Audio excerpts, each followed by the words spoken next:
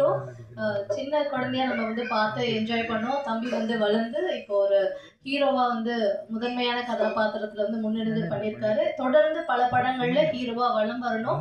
நிறைய child artist பாத்தீங்கன்னா சில நாள் கழிச்சு பெரியவங்களான பிறகு படங்கள் பண்றது இல்ல, வேற வேற காரணங்கள், வேற ப்ரொஃபஷன் போயிடுறாங்க. பட் கலை மீது உங்களுக்கு இருக்கக்கூடிய அந்த ஆர்வம் புரியுது.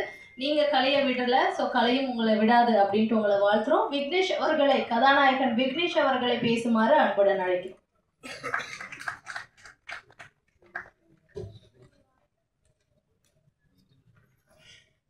அனைவருக்கும் வணக்கம்.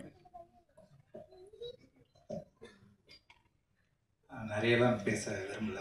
நிறைய பேர் நிறைய டைம் எடுத்துட்டாங்க. ஸோ நானும் நிறைய பேசி உங்களை டயர்டாக விரும்பல.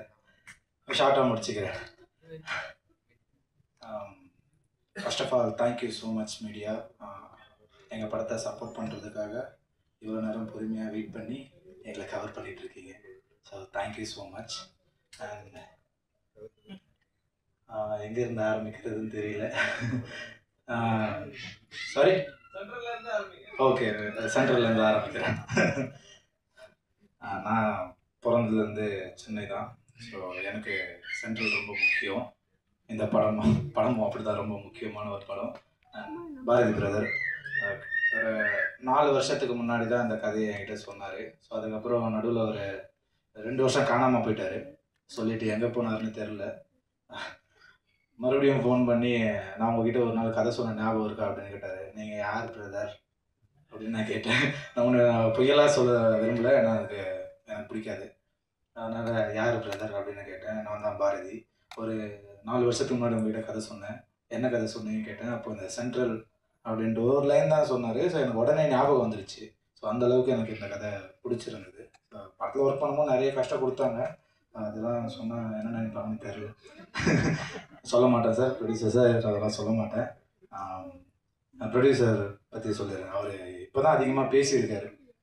நாங்கள் ஸ்பாட்டில் போயிட்டுலாம் கேட்கும் போது ஓகே விக்னேஷ், அவ்வளோதான், வேறு எதுவுமே இல்லை, இப்போ தான் பேசியிருக்காரு. பரவாயில்ல சார், உங்கள் படத்துக்காக இன்றைக்கி நீங்கள் பேசியிருக்கீங்க. Thank you so much. அண்ட் ஐயா, நீங்களும் ஐயா, வாழ்த்துக்கள் ஐயா, பேசியிருக்கீங்க, வாழ்த்துக்கள் ஐயா. And Perarasu sir, sir Thirupaachi படம்னு நினைக்கிறேன் சார். விஜய் சார் அந்த மூஞ்சில் சந்தனம்லாம் போட்டுட்டு அப்படி ஆரம்பித்தவன் தான் நானும். அப்போ சந்தனம் போட ஆரம்பித்தேன். இப்பவும் போடும்போது தான் பேக்ரவுண்டில் அந்த பிஜிஎம் ஓடும். அப்படி ஆரம்பித்தேன், அந்த பிஜிஎம் ஓடும். ஸோ அவர் கூட நான் நடிக்கிறேன் அப்படின்னும் போது எனக்கு ரொம்ப சந்தோஷமாக இருந்தது. சார் பாதியில் தான் அந்த ஃபர்ஸ்ட் ஷெடியூல் முடிச்சிட்டோம். சார் பாதியில் வரணும் பூரா சொல்லவே மாட்டாருங்க எதுவுமே. டேரக்டர் யார் உள்ள வர, இப்போ ட்ரெய்லர்லாம் நான் உங்களை மாரி பார்த்தான்னு தெரிஞ்சுக்கிட்டேன். எனக்கு எதுவுமே காட்டலை, எதுவுமே பண்ணலை. அதுமாதிரி அவரோட ஸ்டேட்டஸ் பார்த்தேன் சார், தெரிஞ்சுக்கிட்டேன் உங்களை மீட் பண்ணது. ஆமாம் சார், எதுவுமே சொல்ல மாட்டாரு சார். கேட்டால் என்ன ஹீரோன்றாங்க, எனக்கே தெரிய மாட்டேங்குது. என்கிட்டயே சொல்லாமலே எல்லாமே பண்ணிடுறாங்க. எனிவே அதுவும் சர்ப்ரைஸாக தான் இருக்குது. ஓகே, சப்போர்ட் பண்ணுங்கள். அண்டு ஒவ்வொருத்தராக டைம் ஆகிடும், அதனால் நான் ஷார்ட்டாகவே முடிச்சுக்கிறேன். படத்தில் நடித்த எல்லாருக்குமே நன்றி.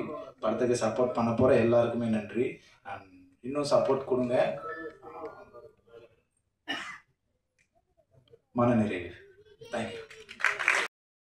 சென்ட்ரல் படத்துடைய டைரக்டர் அவர்களை பேசுமாறு அன்புடன் அழைக்கிறோம். திரு பாரதி சிவலிங்கம் அவர்கள், கேப்டன் ஆஃப் த ஷிப். ஒரு பெரிய கைத்தட்டல் வந்து நம்ம கொடுத்து அறிமுக இயக்குநராக களமிறங்கக்கூடிய பாரதி சிவலிங்கம் அவர்களை பேசுமாறு அழைக்கிறோம்.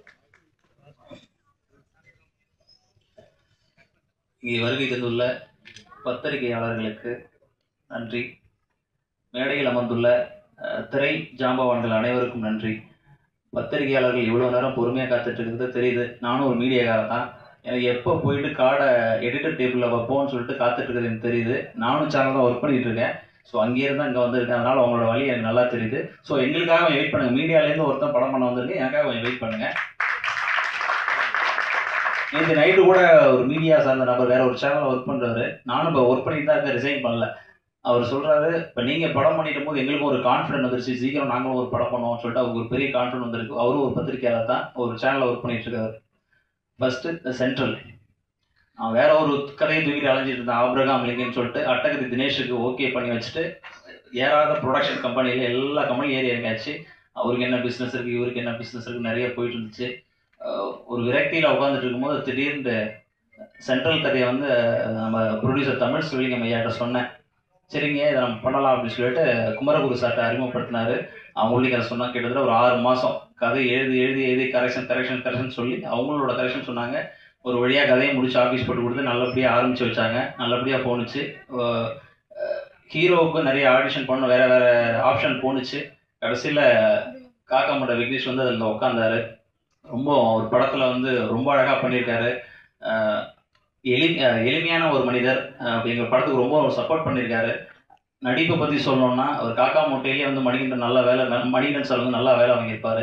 நடிப்பை பற்றி குறை சொல்லவே முடியாது. அவ்வளோ கரெக்டாக இந்த மீட்ரு கரெக்டாக ஒரு காட்சிகளுக்கும் மீட்ரு கரெக்டாக மெயின்டைன் பண்ணி அழகாக நடிச்சிருக்காரு. அவருக்கு வாழ்த்துக்கள் ஃபர்ஸ்ட் இந்த படத்துக்கு.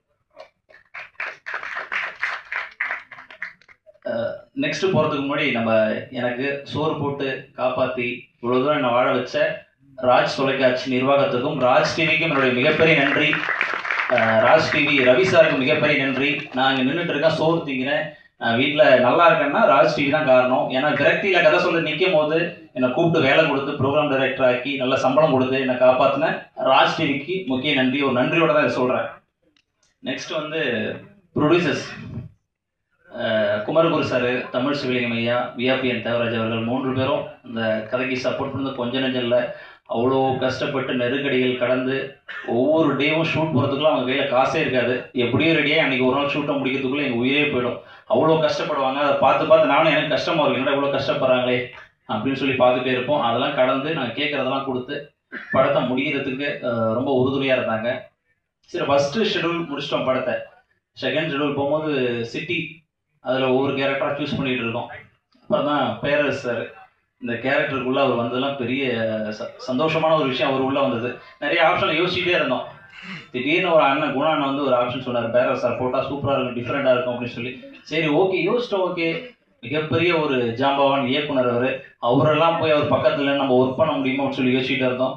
அவர் நேரில் வந்ததுக்கு அப்புறம் தான் தெரியுது அவர் எவ்வளோ எளிமையான மனிதர், அவர் ஏன் அந்த உயரத்தில் இருக்காரு அப்படின்னு தெரிஞ்சுது. எங்கள் கூட ஜாலியாக மிங்கலாகி பாரதி என்ன பண்ணலான்னு சொல்லிட்டு ஜாலியாக இறங்கி சூப்பராக அவர் ஒரு சம்பவம் பண்ணியிருக்காரு. டைரக்ஷன்லையும் எங்களுக்கு நிறைய ஒர்க் பண்ணார், வந்து சூப்பராக ஒர்க் பண்ணி கொடுத்தாரு, உண்மையை சொல்லிடுறேன்.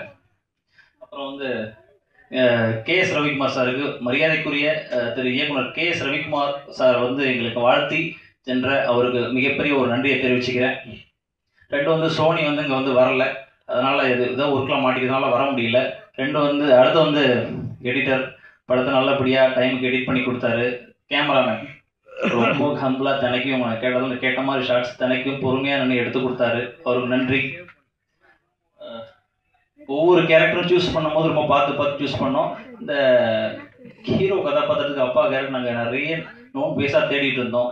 அதுக்கப்புறம் வேண்டாம், கொஞ்சம் புதுமுகமாக 1-2 படம் பண்ண ஆர்டிஸ்டாக செலக்ட் பண்ணும்போது யோசிக்கும் போது ராஜா பார்த்தோம், மேதகு படத்தில் பார்த்தோம், அவரை தூக்கி போடலாம் கரெக்டாக இருக்குன்னு சொல்லி யோசிச்சு அவரும் அவரோட கதாபாத்திரத்தை நல்லா பண்ணியிருக்காரு. RV உதயகுமார் சார் வந்து வாழ்ந்ததுக்கு மிகப்பெரிய நன்றி. எங்களுக்காக வரல, சாரோட பேரரசு சாரோட அன்புக்காக அவங்களோட இதுக்காக தான் வந்திருக்காங்க. எங்களுக்காக யாருமே வரல, ஒரே ஆள் பேரரசு சாருக்காக மட்டும்தான் எல்லாரும் வந்தாங்க. பெரிய ஆளுங்க எல்லாருமே வந்தது அவரோட தான். பத்திரிகையிலேருந்து மீடியாவுக்குள்ள ஒரு இயக்குனராக வர்றது ரொம்ப கஷ்டமான ஒரு சூழ்நிலை. ஏன்னா அங்கே உட்காந்துருக்க எல்லாரும் நான் தான், இவங்க எல்லாருமே நான் தான். உங்களிலேருந்து ஒரு இயக்குனர் வர்றது அவ்வளோ கஷ்டமாக இருக்குது. ஏன்னா அவ்வளோ நெருக்கடிகள், அவ்வளோ பிரச்சனை, சர்வேல் பண்ணுறது அவ்வளோ பெரிய பிரச்சனை. ஒரு இயக்குனராக ஒரு கதை பண்ணி டைரக்ட் பண்ணி படம் வெளில வரதுக்குள்ள அவ்வளோ போராட்டங்கள், அவ்வளோ கஷ்டங்கள், அவ்வளோ பிரச்சனைகள் இருக்குது உள்ளார. ஏன்னா மீடியாக்குள்ளே இருந்ததுனால தப்பிச்சேன். மாதம் சம்பளம் வந்து சர்வேல் பண்ணி ஃபேமிலி ஓட்டுறதுக்கு நல்லவேளை தப்பிச்சேன்.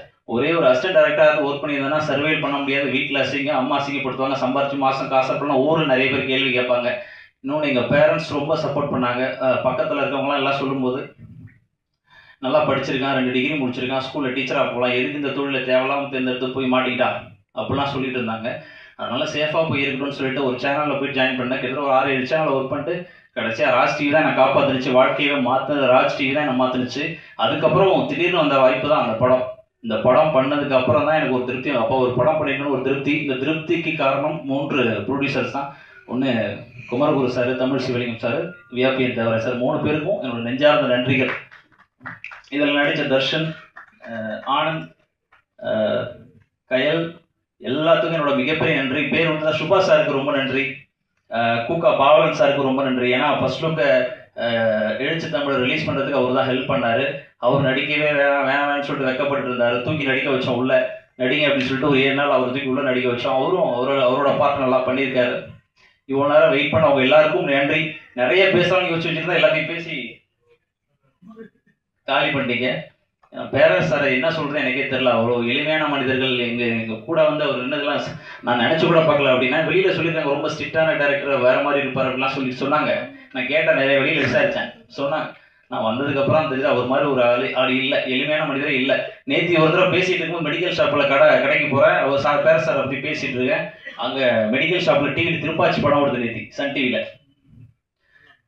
அவர் எங்களுக்கு கிடைச்சது ஒரு மிகப்பெரிய பொக்கிஷம் இந்த படத்தில். எங்களுக்கு நல்லா சப்போர்ட் பண்ணி கொடுத்தாரு. அடுத்தடுத்து வேறு இதில் நாங்கள் அவரோட சேர்ந்து பயணிக்கணும்னு ஆசைப்பட்றோம். மியூசிக் டைரக்டர் இலா அவருக்கு ஒரு மிகப்பெரிய ஒரு நன்றி. எங்களுக்கு சப்போர்ட் பண்ணதுக்கு மிகப்பெரிய நன்றி. அது சென்ட்ரலை பற்றி பேசுவோம். 12th லீவில் நான் உண்மையாகவே வந்து லீவில் வந்து சென்னை குடும்ப கஷ்டம் காரணமாக வந்து சென்னைக்கு வந்தேன். சென்ட்ரலில் அவங்க ஒரு இடத்துல ஒர்க் பண்ணேன். அதில் கிடைச்ச அனுபவங்களை வச்சு அந்த கதை ஒர்க் பண்ணி சின்ன சின்ன சேஞ்சஸ் பண்ணி கமர்ஷியலான விஷயங்களை ஆட் பண்ணி இந்த படத்தை பண்ணோம். என்னோட பயோகிராஃபின்னு தேவராஜன் சொல்லிட்டு போயிட்டாங்க. அதில் சில கமர்ஷியலான விஷயங்களும் எல்லாருக்கும் கனெக்ட் ஆகிற மாதிரி சில விஷயங்கள் வச்சு இந்த சென்ட்ரல் படம் உருவாகிருக்கு.